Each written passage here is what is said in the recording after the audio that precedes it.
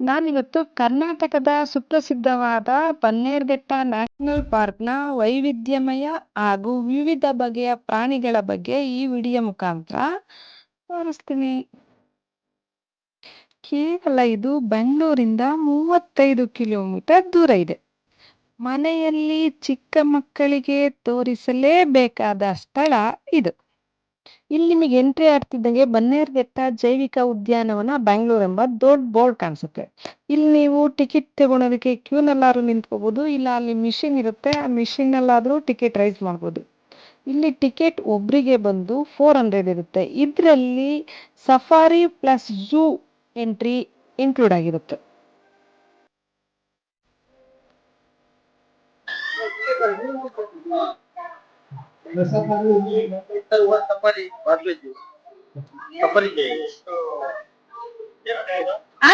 ಇದು ಬಟರ್ಫ್ಲೈ ಅದು ಸಪ್ರೇಟಾ? Okay, safari ನೋಡಿ ಅಲ್ಲೇ ಇಳಿಸ್ತಾರೆ, ಬಟರ್ಫ್ಲೈ ಅಲ್ಲೇ ಇದೆ.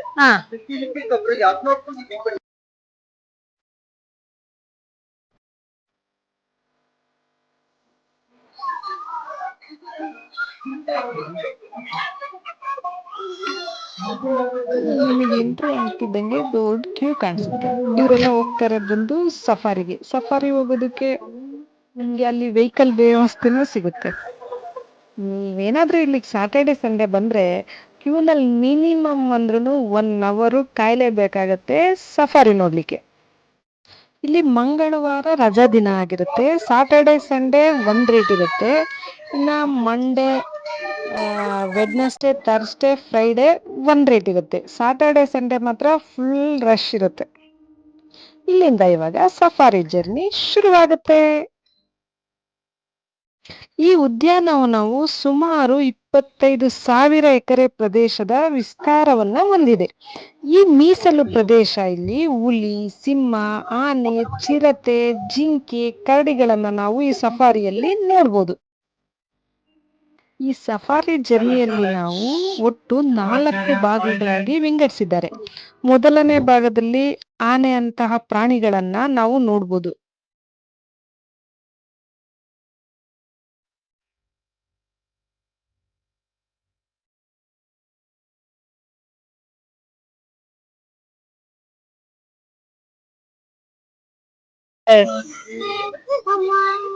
ನೋಡು ಎಷ್ಟು ದೊಡ್ಡದು.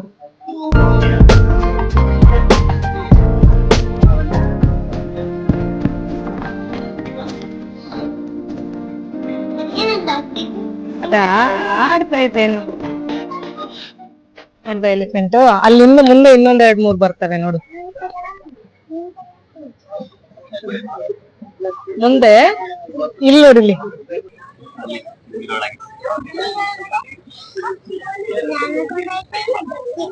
ಅಲ್ಲ, ಎಲಿಫೆಂಟ್ ಅಲ್ಲಿ.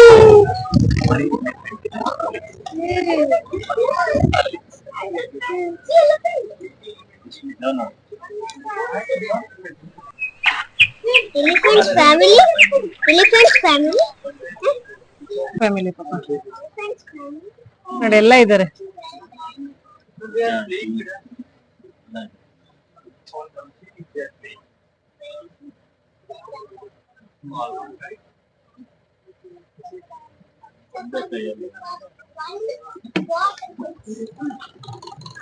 ನೋಡ್ದ ಎಲಿಫೆಂಟ್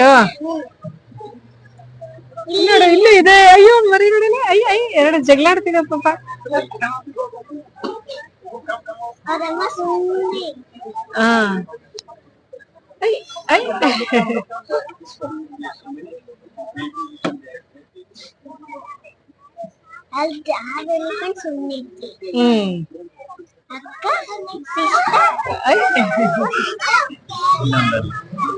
ಇನ್ನೊಂದು ಪುಟಾಣಿ, ಇದು ದೊಡ್ಡದು. ನೋಡ್ದ ಎಲಿಫೆಂಟ್. ಈ ಪಾರ್ಕ್ ಮಧ್ಯದಲ್ಲಿ ಒಂದು ದೊಡ್ಡ ಕೆರೆನೂ ಇದೆ.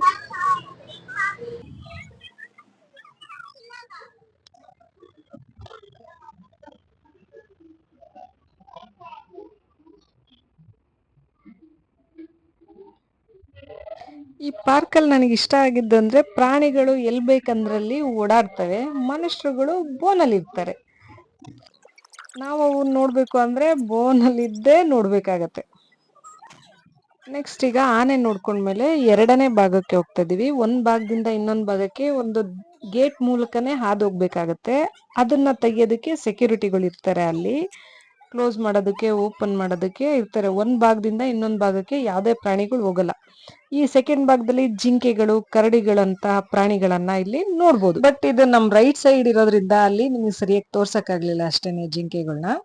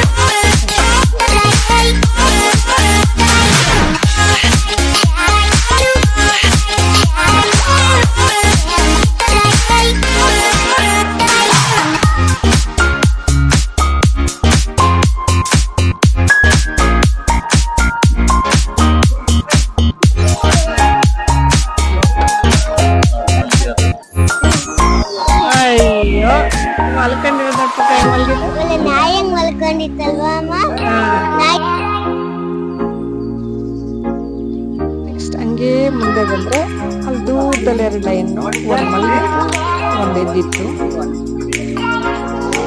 ಅದು ನಮ್ಮ ರೈಟ್ ಸೈಡ್ ಇರೋದ್ರಿಂದ ಚಿಕ್ಕದಾಗಿ ಕಾಣ್ತದೆ ಅಷ್ಟೇ. ನೋಡು ಪಾಪ ಚಿನಿ,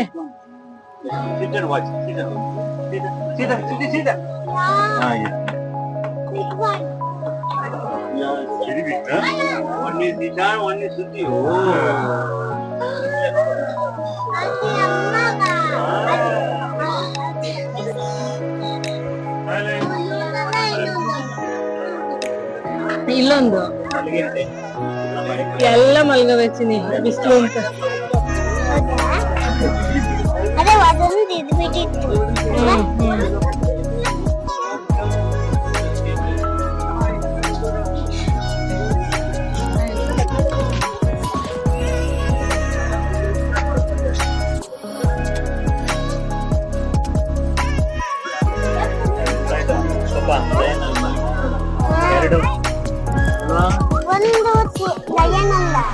ಎರಡು ಲಯನ್, ಒಂದು ಲೇಡಿ, ಒಂದು ಜೆಂಟ್ಸ್. ಇಲ್ಲಿ ಬಾಯ್ ಅಂಡ್ ಗರ್ಲ್. ಅದು ಕೂದಲು ಫುಲ್ ಇದೆಯಲ್ಲ ತಲೆ ಎಲ್ಲ, ಜೆಂಟ್ಸ್. ಇದು ಲೇಡೀಸ್. ಕಾಣಿಸ್ತಾ ಇದ್ಯಾ?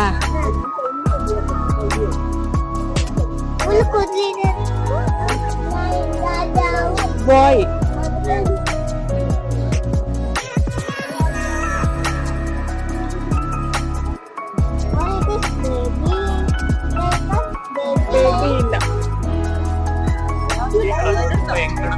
ಇಲ್ಲಿ ನೋಡಲಿ ಸೈಡ್ ಇಂದ ಪಾಪ ಹೆಂಗ್ ಕಾಣ್ತೈತೆ.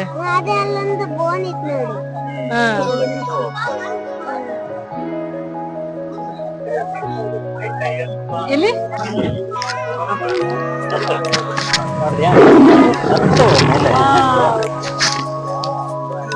ಒಳಗೋಯ್ತು. White tiger.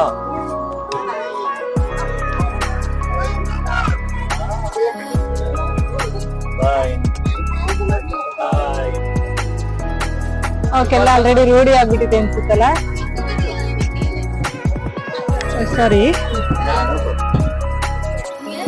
Wow,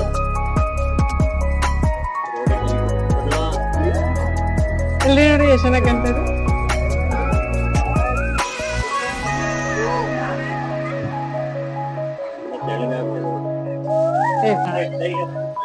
right side ಅಲ್ರಿ.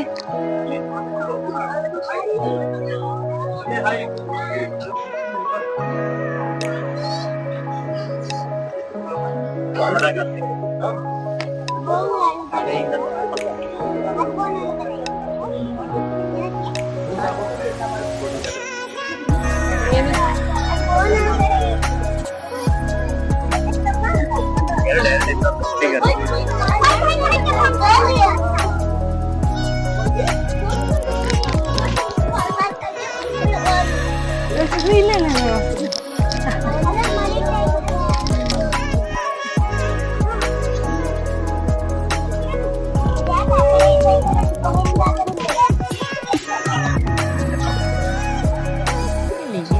ಸಫಾರಿಯ ಜರ್ನಿ ಆಗ್ತಾ ಇದೆ. ಇಲ್ಲಿ ಸಫಾರಿ ಮಾಡಬೇಕು ಅಂದರೆ ಯಾವುದೇ ನಮ್ಮ ಓನ್ ವೆಹಿಕಲ್ಗಳನ್ನ ಅಲ್ಲಿ ಒಳಗೆ ಬಿಡಲ್ಲ. ಜೀಪು ಮತ್ತು ಇಲ್ಲಾಂದರೆ ಸರ್ಕಾರ ಕಡೆಯಿಂದ ಬಸ್ಸಿನ ಸೌಲಭ್ಯ ಇರುತ್ತೆ. ಈ ಬ್ಯುಸಿ ಟೈಮಲ್ಲೂ ಮಕ್ಕಳುಗಳನ್ನ ಕರ್ಕೊಂಡು ಬಂದು ಇಲ್ಲಿ ಎಲ್ಲ ಪ್ರಾಣಿಗಳು ಲೈವಲ್ಲಿ ಮಕ್ಕಳಿಗೆ ತೋರಿಸಿದ್ರೂ ಸಂತೋಷ ಆಗುತ್ತೆ. Thank you.